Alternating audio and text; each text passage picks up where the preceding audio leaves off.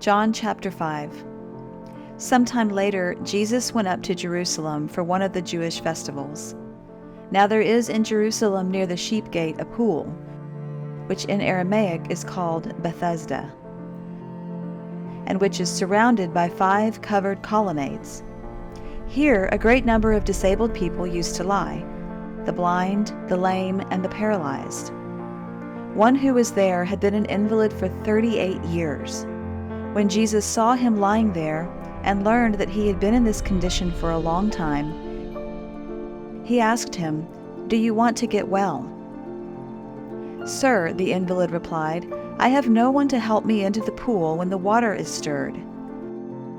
While I am trying to get in, someone else goes down ahead of me." Then Jesus said to him, "Get up, pick up your mat, and walk." At once the man was cured. He picked up his mat and walked. The day on which this took place was a Sabbath, and so the Jewish leaders said to the man who had been healed, "It is the Sabbath. The law forbids you to carry your mat." But he replied, "The man who made me well said to me, 'Pick up your mat and walk.'" So they asked him, "Who is this fellow who told you to pick it up and walk?" The man who was healed had no idea who it was, for Jesus had slipped away into the crowd that was there. Later, Jesus found him at the temple and said to him, "See, you are well again. Stop sinning, or something worse may happen to you." The man went away and told the Jewish leaders that it was Jesus who had made him well.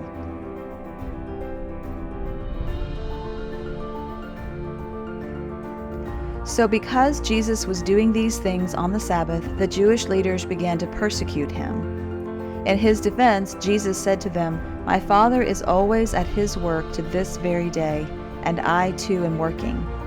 For this reason, they tried all the more to kill him.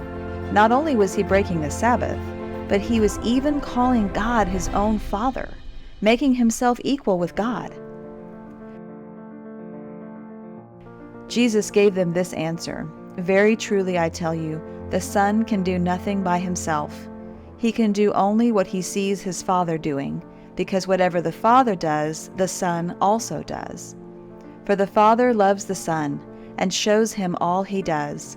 Yes, and he will show him even greater works than these, so that you will be amazed. For just as the Father raises the dead and gives them life, even so the Son gives life to whom he is pleased to give it. Moreover, the Father judges no one, but has entrusted all judgment to the Son, that all may honor the Son just as they honor the Father. Whoever does not honor the Son does not honor the Father who sent him. Very truly I tell you, whoever hears my word and believes him who sent me has eternal life, and will not be judged, but has crossed over from death to life. Very truly I tell you, a time is coming, and has now come, when the dead will hear the voice of the Son of God, and those who hear will live. For as the Father has life in himself, so he has granted the Son also to have life in himself, and he has given him authority to judge, because he is the Son of Man. Do not be amazed at this, for a time is coming when all who are in their graves will hear his voice and come out. Those who have done what is good will rise to live, and those who have done what is evil will rise to be condemned. By myself I can do nothing. I judge only as I hear, and my judgment is just, for I seek not to please myself, but him who sent me. If I testify about myself, my testimony is not true. There is another who testifies in my favor, and I know that his testimony about me is true. You have sent to John, and he has testified to the truth. Not that I accept human testimony, but I mention it that you may be saved. John was a lamp that burned and gave light, and you chose for a time to enjoy his light. I have testimony weightier than that of John. For the works that the Father has given me to finish, the very works that I am doing, testify that the Father has sent me. and the Father who sent me has himself testified concerning me. You have never heard his voice, nor seen his form, nor does his word dwell in you, for you do not believe the one he sent. You study the Scriptures diligently, because you think that in them you have eternal life. These are the very Scriptures that testify about me. Yet you refuse to come to me to have life.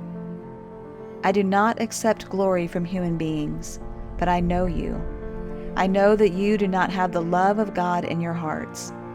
I have come in my Father's name, and you do not accept me. But if someone else comes in his own name, you will accept him. How can you believe, since you accept glory from one another, but do not seek the glory that comes from the only God? But do not think I will accuse you before the Father. Your accuser is Moses, on whom your hopes are set. If you believed Moses, you would believe me, for he wrote about me. But since you do not believe what he wrote, how are you going to believe what I say?